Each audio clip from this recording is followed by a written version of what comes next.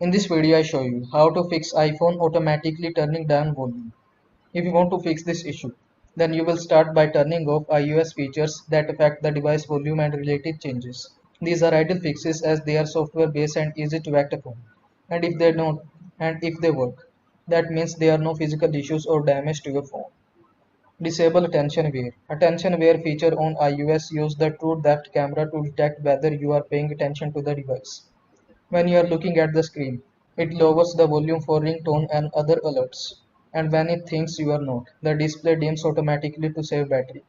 So if you have noticed a reduced ringer volume on your iPhone, it could be that attention aware is automatically lowering in the background.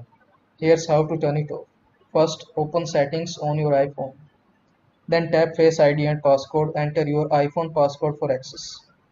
Then scroll down and disable attention aware features. Turn off change with buttons.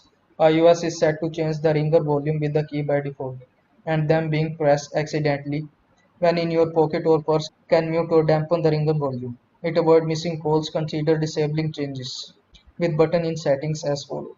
Open settings on your iPhone, then scroll down and select sounds and haptics. Then turn off the switch or change with buttons. That's it. Volume button will no longer affect the volume of the ringtone and alert.